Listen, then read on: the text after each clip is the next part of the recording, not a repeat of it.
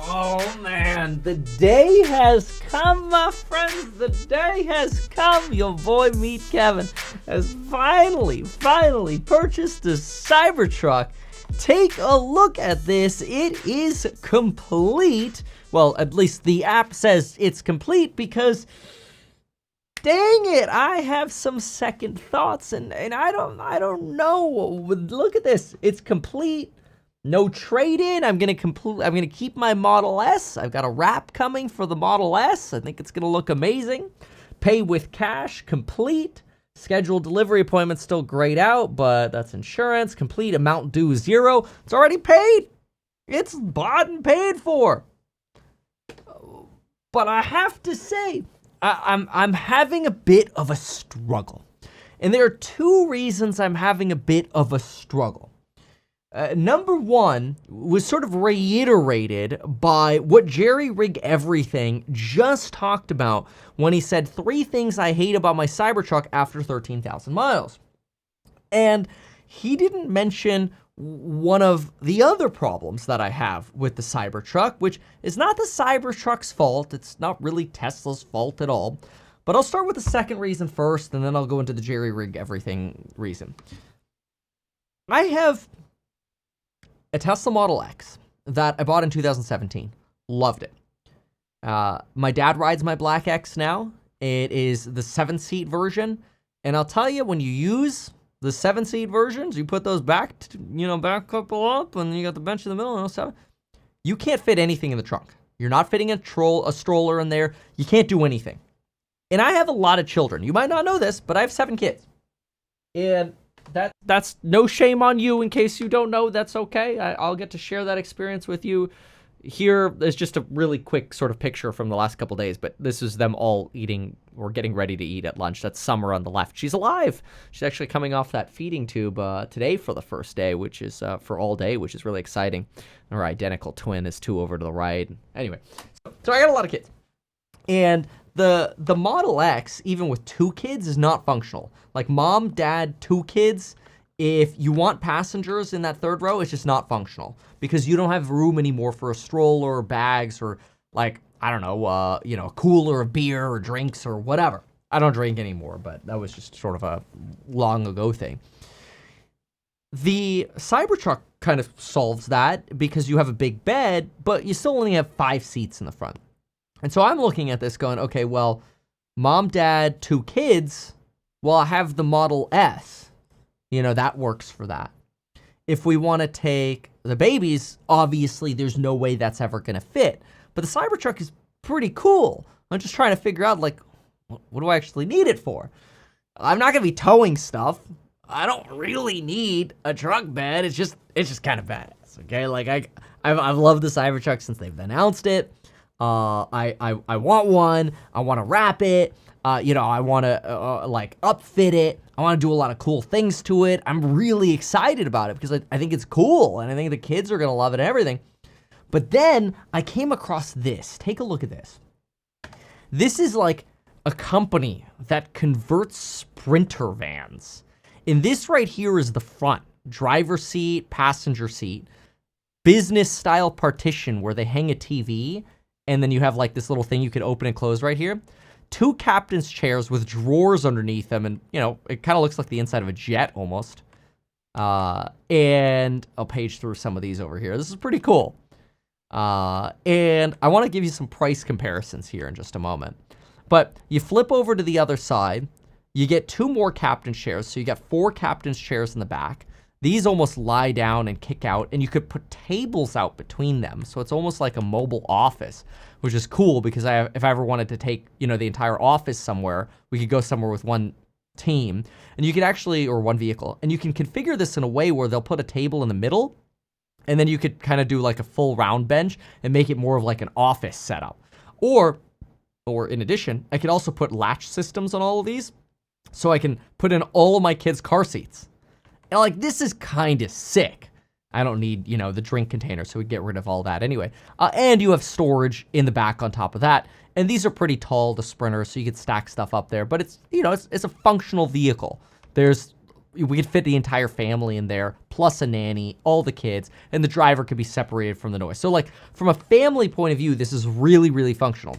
Now from a cost point of view, I look at my all-in cost on like an upfitted Cybertruck at about $160K. So you get the Cyber Beast with taxes, it's about $114,000. That's roughly what we paid here. Let me see if I could pull up the invoice because I know it's listed at 99, but yeah, here, look at this. The total cost, Cyber Beast $99.9. I got the wheels, I got the destination fee, the car price is $105, registration, license, sales tax, deposits, payment, blah, blah, blah, blah. That's $115,266. So let's add this up for a moment. $115,256 plus $8,000 for FSD because I'm keeping the S.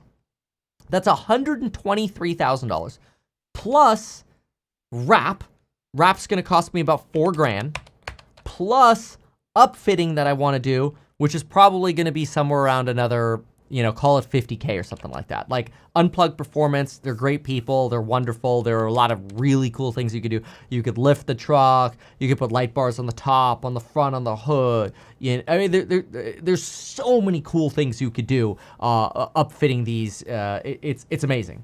So, and TBD on reveals for ideas like that. But I mean, now all of a sudden I'm looking at a $177,000 car. And even if I don't do the upfitting, I'm still looking at a $127,000 car.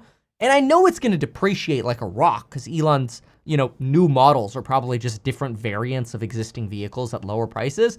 And the resale value on these suckers is just gonna plummet. We know that. They're so good at manufacturing that they can manufacture a lot and the resale value is just gonna plummet. We know that already, okay? But I'm not like, it's not like I'm going into this to invest in it.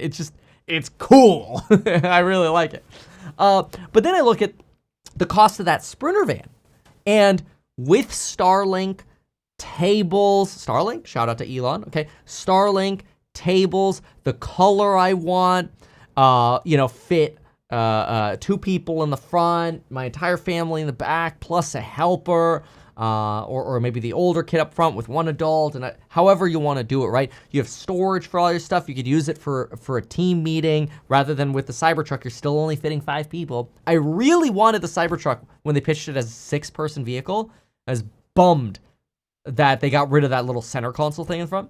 When you stack all of that, that cost at $177K versus this Sprinter that I showed you, the Sprinter is about $164,000 plus tax, so puts you probably around $180,000. It's basically the same cost. And so then I'm like, oh, okay. I have FSD in the Model S.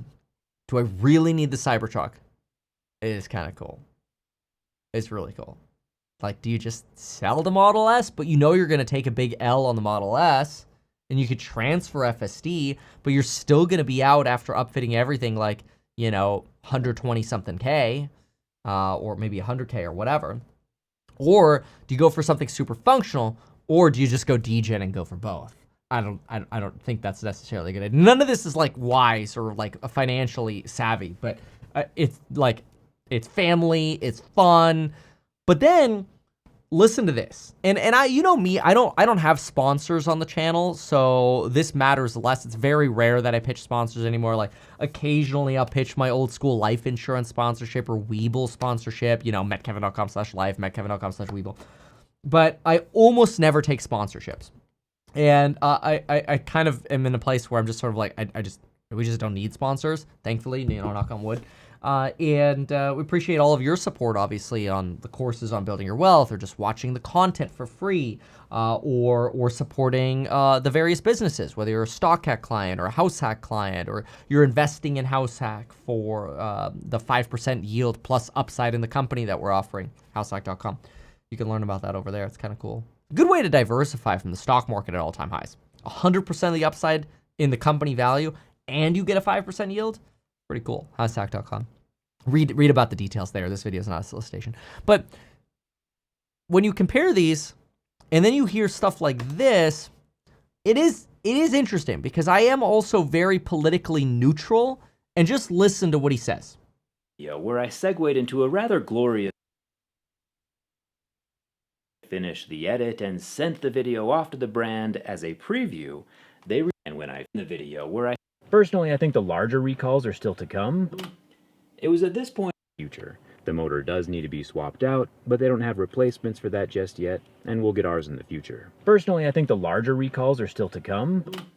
It was at this point in the video where I segued into a rather glorious sponsorship integration.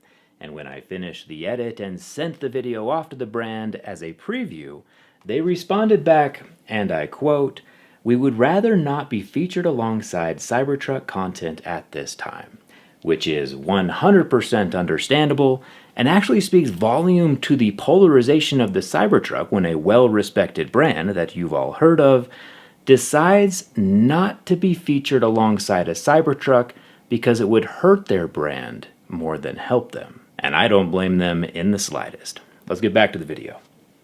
The first big personal issue I've had with the Cybertruck is the headlights. If you take a look at all the electric trucks that are out right now. All right, so then he kind of goes into discussions about, how the snow reflects, and he talks about some recall issues that they've had, whether it was some of the metal coming off, the brake pedal thing, how he would have put 2 rivets instead of 1, how the window's not actually bulletproof, even though they suggested it would be.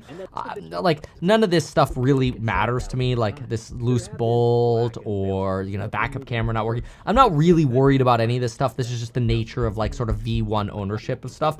You're going to have to deal with some of the chicken-dooley stuff. Trust me. I was like a V1 Tesla owner with autopilot with the Model X, and dude, I had so many problems. I mean, I thought I bought a lemon. I went through hell and back with that company and trying to help them make it better. But that's it's okay. That's just the way it is when you're an early adopter. But he has a good point. He runs this company called Not a Wheelchair. And he promotes his company and his business, and one of the problems that he has, and of course he talks about sort of the frame of the truck, one of the problems he has is what happens if he alienates his customers because he's associated with Elon, who is now so pro-Trump. And see, I'm somebody who comes across as at least, I seriously, I want to be so transparent about this, I'm so in the middle. It does not matter to me who wins, whatever happens, I will cover the news, I will provide you value no matter what. Spoiler alert, I hate politics. Okay, I hate it. I care about what's best for everybody watching and these people. Okay? But he has a point. If you want to be politically neutral, are you now aligning yourself with one faction by being a Cybertruck owner? Now, of course, a lot of people are going to go, well, who cares? That's the right side to be on anyway. Sure, that's what 50% of people are going to say. Maybe 49, 51, somewhere around there. But what about everyone else? So, I don't know. I feel like I'm a little bit in a dilemma, and I wanted to ask you what your opinion is. I guess the options are both, one, the other, or neither. I don't know. I don't know what the answer is. So let me know what you think. But these are some things that are going through my mind right now. And I do think it's very interesting that Jerry Rig Everything is thinking about potentially dumping his Cybertruck. Why not advertise these things that you told us here? I feel like nobody else knows about this. We'll try a little advertising and see how it goes. Congratulations, man. You have done so much. People love you. People look up to you. Kevin Paffrath there, financial analyst and YouTuber. Meet Kevin. Always great to get your take.